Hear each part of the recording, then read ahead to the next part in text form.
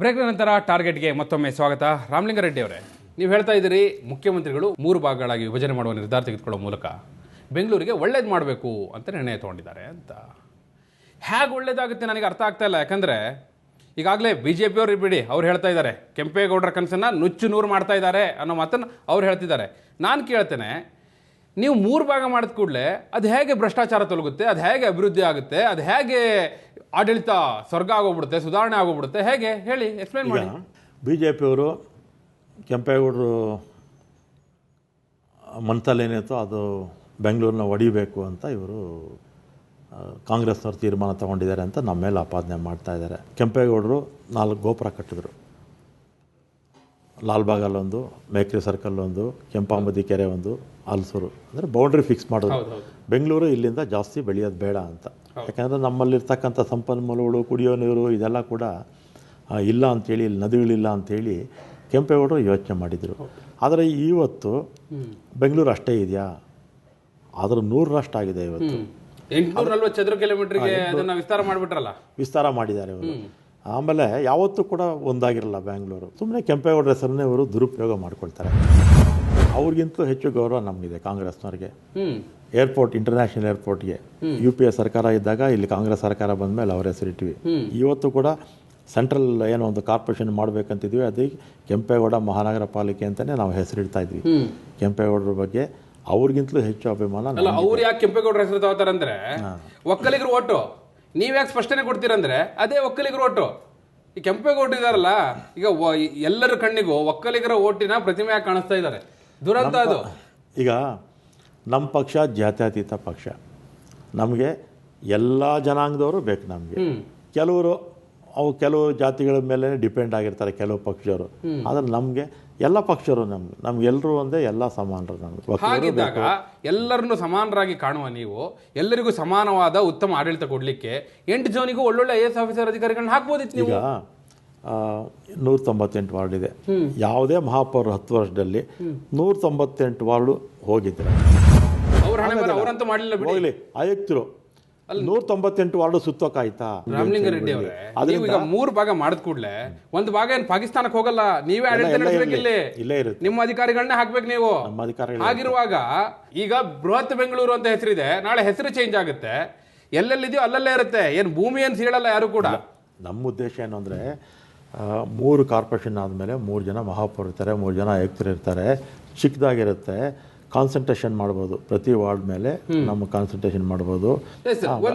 ಒಂದು common act. ಸರಿ, ಇವತ್ತು ನನಗೊಂದು ವಾಗ್ದಾನ ಕೊಟ್ಟು, ಇನ್ನು ನಾವು 3 ಭಾಗ ಮಾಡಿದ್ರೆ, BBMPಯನ್ನು 3 ಭಾಗವಾಗಿ ವಿಭಜನೆ ಮಾಡಿದ್ರೆ ಅಲ್ಲಿ ಯಾವುದೇ ಭ್ರಷ್ಟಾಚಾರ ನಡೆಯೋದಿಲ್ಲ, ಹಗರಣ ನಡೆಯೋದಿಲ್ಲ, ಅಕ್ರಮ ನಡೆಯೋದಿಲ್ಲ. ಆ ರೀತಿಯಲ್ಲಿ ಎಲ್ಲ ರೀತಿಯ ಎಚ್ಚರಿಕೆಯನ್ನು ನಾವು ವಹಿಸ್ತೀವಿ. ನಾವು 3 ಭಾಗ ಮಾಡ್ತಾ ಇದ್ದೀವಿ, ಆ ರೀತಿಯ ಎಚ್ಚರಿಕೆಯನ್ನು ನಾವು ವಹಿಸ್ತೀವಿ. ವಾಗ್ದಾನ ಕೊಡ್ತೀರಾ? ಖಂಡಿತ ಕೊಡ್ತೀನಿ, ಖಂಡಿತ ಕೊಡ್ತೀನಿ. ಯಾವುದೇ ಭ್ರಷ್ಟಾಚಾರ ನಡೆಯೋದಿಲ್ಲ. ಅಲ್ಲ, ನಡೆದಾಗ ನೋಡೋಕೆ ಪ್ರಯತ್ನ ಮಾಡ್ತೀವಿ ಅಂತ. ಮೇ 30ರೊಳಗೆ ಚುನಾವಣೆ ನಡೆಯುತ್ತೆ. ವಾಗ್ದಾನ ಕೊಡ್ತೀರಾ? ಹೈಕೋರ್ಟು ಡೈರೆಕ್ಷನ್ಸ್ ಇದೆ ಮಾಡಬೇಕು ಅಂತ. ಹೈಕೋರ್ಟ್ ನಿರ್ದೇಶನವನ್ನು ನಾವು ಪಾಲಿಸಬೇಕಾಗುತ್ತೆ. ಆದರೆ ಮಧ್ಯದಲ್ಲಿ ಬೇರೆ ಈಗ ಟ್ರೈಫರ್ಕೇಷನ್ಸ್ ಎಲ್ಲ ಸಬ್ಜೆಕ್ಟ್ ಇರೋದ್ರಿಂದ ಅದನ್ನು ಸ್ಪಷ್ಟವಾಗಿ ಈಗ ಏನು ಹೇಳೋಕ್ಕೆ ಬರೋದಿಲ್ಲ. ಆದರೆ ನಿರ್ದೇಶನ ಇದೆ, ಹೈಕೋರ್ಟ್ ನಿರ್ದೇಶನ ಇದೆ, ಅದ್ರ ಪ್ರಕಾರ ಮಾಡಲೇಬೇಕಾಗುತ್ತೆ. ಈಗ ನೋಟಿಫಿಕೇಶನ್ನು ಮಾಡಿದ್ದಾರೆ, ರಿಸರ್ವೇಷನ್ಸು. ಅದು 13ನೇ ತಾರೀಕು ಅದೆಲ್ಲ ಮಾಡ್ತಾ ಇದ್ದೀರಿ. ಆ ಪ್ರೋಸೆಸ್ ಏನು ಮಾಡಬೇಕು, ಪ್ರೊಸೀಜರ್ ನಡೀತಾ ಇದೆ. ಅದೇನೇ ಮಾಡಿ ನೀವಾದರೂ ಬೆಂಗಳೂರಿಗೆ ಒಳ್ಳೇದು ಮಾಡಿ, ಜನ ನೆಮ್ಮದಿಯಿಂದ ಬದುಕುವಂಥ ವಾತಾವರಣ ನಿರ್ಮಿಸಿ. ಆ ಮಾತನ್ನು ಹೇಳ್ತಾ, ನೀವು ಸಾರಿಗೆ ಸಚಿವರು ಕೂಡ ಹೌದು. ಅಂತಾರಾಷ್ಟ್ರೀಯ ಮಾರುಕಟ್ಟೆಯಲ್ಲಿ ಪೆಟ್ರೋಲ್ ದರ ಇಳಿತಾ ಇದೆ, ಡೀಸೆಲ್ ಪೆಟ್ರೋಲ್ ರೇಟ್ ಮತ್ತೆ ಕಡಿಮೆ ಆಗ್ತಾ ಇದೆ. ರಾಮಲಿಂಗಾರೆಡ್ಡಿ ಅವರು ಮಾತ್ರ ಕಂಜೂಸ್ ಆಗಿಬಿಟ್ಟಿದ್ದೀರಿ ನೀವು. ನಮ್ಮಲ್ಲಿ 22,000 ಬಸ್ ಇದೆ. ನಮ್ಮಲ್ಲಿರ್ತಕ್ಕಂಥ ಬಸ್ಸುಗಳಲ್ಲಿ 18% ಬಸ್ಸುಗಳು ಮಾತ್ರ ನಮ್ಮ ಲಾಭ ಬರುತ್ತೆ. 43% ಬಸ್ಸುಗಳು ನೋ ಪ್ರಾಫಿಟ್ ನೋ ಲಾಸಲ್ಲಿರುತ್ತೆ. 39% ಬಸ್ಸುಗಳು ನಮಗೆ ನಷ್ಟ ಆಗುತ್ತೆ. ಯಾಕಂದರೆ ಪ್ರತಿ ಹಳ್ಳಿಗೂ ನಾವು ಸಾರಿಗೆ ಸಂಪರ್ಕ ಸಲ್ಲಿಸಬೇಕು ಅಂತ ಹಲವಾರು ವರ್ಷಗಳಿಂದ ತೀರ್ಮಾನ ತಗೊಂಡಿದ್ದರಿಂದ 100ಕ್ಕೆ 39 ಬಸ್ಸುಗಳಲ್ಲಿ ನಮ್ಮ ನಷ್ಟ ಆದರೂ ಕೂಡ ನಾವು ಪ್ರತಿ ಗ್ರಾಮಕ್ಕೆ ನಾವು ಸೌಕರ್ಯ ಕೊಡೋದ್ರಿಂದ ನಮಗೆ ಸ್ವಲ್ಪ ನಷ್ಟ ಆಗುತ್ತೆ. ಲಾಭ ನಷ್ಟ ಮಾತಾಡ್ತಾ ಇದ್ದೀವಿ ನಾವು. ಸಾರಿಗೆ ಇಲಾಖೆನ ಲಾಭಕ್ಕೋಸ್ಕರ, ಬಿಸ್ನೆಸ್ಗೋಸ್ಕರ ಖಂಡಿತ ಇಲ್ಲ. ನಾವು ನೋ ಪ್ರಾಫಿಟ್ ನೋ ಲಾಸಲ್ಲಿ ನಡ್ಸ್ಕೊಂಡು ಹೋಗುವಂಥ ಕೆಲಸ ನಾವು ಮಾಡ್ತೀವಿ ಅಷ್ಟೇ. ಯಾಕಂದರೆ ಪೆಟ್ರೋಲ್ ಡೀಸೆಲ್ ದರ ಇಳಿತಾ ಇದ್ರು ಕೂಡ ಅಷ್ಟರ ಮಟ್ಟಿಗೆ ನೀವು ಟಿಕೆಟ್ ದರವನ್ನು, ಬಸ್ ಪ್ರಯಾಣ ದರವನ್ನು ಇಳಿಸಲಿಲ್ಲ. ಇಳಿಸ್ಲಿಲ್ಲ. ಸುಮ್ಮನೆ ಕಣ್ಣೊರೆಸೋ ರೀತಿಯಲ್ಲಿ ಮಾಡಿಬಿಟ್ರಿ. ಇಲ್ಲ, ಹೌದಾ ಅಲ್ವಾ? ಇದು ನಿಜ, ನಾನು ಇಲ್ಲ ಅಂತ ಹೇಳೋದಿಲ್ಲ.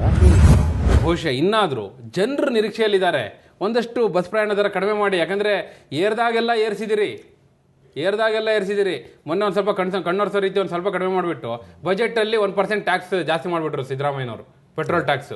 ಹೀಗಾಗಿ ಪಾಸ್ ರೇಟ್ ಎಲ್ಲ ಜನಸಾಮಾನ್ಯರು ಬಡವರು ತಗೊಳ್ಳೋ ರೀತಿ ಇಲ್ಲ. ರಾಮಲಿಂಗಾರೆಡ್ಡಿ ಅವರೇ, ದಯವಿಟ್ಟು ನೀವು ಇದರಲ್ಲಿ ಲಾಭ ನಷ್ಟ ಲೆಕ್ಕ ಹಾಕದೆ ಜನರಿಗೆ ಅನುಕೂಲ ಮಾಡೋ ರೀತಿಯಲ್ಲಿ, ಜನರಿಗೆ ಸಹಾಯ ಆಗೋ ರೀತಿಯಲ್ಲಿ ಒಂದಷ್ಟು ಕಡಿಮೆ ಮಾಡಿ. ಮೊನ್ನೆ ಏಪ್ರಿಲ್ 1ನೇ ತಾರೀಕು ಕೂಡ ಕಡಿಮೆ ಆಗಿದೆ ಮತ್ತೆ ಪೆಟ್ರೋಲ್ ಡೀಸೆಲ್ ರೇಟು. ಕಡಿಮೆ ಆಯಿತು, ಜಾಸ್ತಿ ಆಗಿತ್ತು ಮತ್ತೆ. ಅಲ್ಲ, ಕಳೆದ ನೀವು ಒಂದು ವರ್ಷದಲ್ಲಿ ನೋಡ್ತಾ ಹೋದ್ರೆ ಕಡಿಮೆ ಆಗಿದೆಯೋ ಇಲ್ವೋ? ಕಡಿಮೆ ಆಗುತ್ತೆ.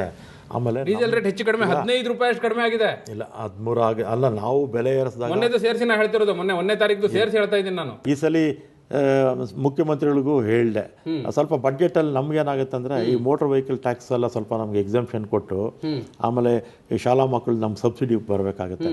ಆ ಸಬ್ಸಿಡಿ ಸ್ವಲ್ಪ ಕರೆಕ್ಟಾಗಿ ನಾವು ಕೊಟ್ಬಿಟ್ರೆ ನೀವು ಹೇಳಿದ ದಿಕ್ಕಲ್ಲಿ ನಾವು ಯೋಚನೆ ಮಾಡ್ತೀವಿ. ಜನಸಾಮಾನ್ಯರಿಗೂ ಕೂಡ ಅನುಕೂಲ ಆಗೋ ರೀತಿಯಲ್ಲಿ ಬಸ್ ಪ್ರಯಾಣ ದರ ಒಂದಷ್ಟು ಕಡಿಮೆ ಮಾಡ್ತೀವಿ ಮುಂದೆ ಅಂತ ಒಂದು ವಾಗ್ದಾನ ಕೊಡಿ. ಮುಖ್ಯಮಂತ್ರಿಗಳ ಹತ್ರ ಚರ್ಚೆ ಮಾಡಿ ನೀವು ಹೇಳಿದ ಬಗ್ಗೆ ಯೋಚನೆ ಮಾಡ್ತೀವಿ. ಖಂಡಿತ ಅದಾಗಲಿ ಅನ್ನುವಂಥ ಒಂದು ಆಶಯದೊಂದಿಗೆ ಇವತ್ತಿನ ಟಾರ್ಗೆಟ್ನ ಮುಗಿಸ್ತಾ ಇದ್ದೇನೆ. ರಾಮಲಿಂಗಾರೆಡ್ಡಿ ಅವರೇ, ಇಷ್ಟೊತ್ತು ಕೂಡ ಟಾರ್ಗೆಟ್ನಲ್ಲಿ ಭಾಗವಹಿಸಿದ್ದಕ್ಕಾಗಿ ಧನ್ಯವಾದಗಳು. ಇದು ರಾಮಲಿಂಗಾರೆಡ್ಡಿ ಅವರ ಜೊತೆಗಿನ ಟಾರ್ಗೆಟ್. ಮುಂದಿನ ವಾರ ಮತ್ತೋರ್ವ ವಿಶೇಷ ಅತಿಥಿಯ ಜೊತೆ ಮತ್ತೆ ನಿಮ್ಮ ಮುಂದೆ ಹಾಜರಾಗ್ತೇನೆ. ನೇರ, ದಿಟ್ಟ, ನಿರಂತರ ಸುದ್ದಿಗಾಗಿ ನೋಡ್ತಾ ಇರಿ ಸುವರ್ಣ ನ್ಯೂಸ್.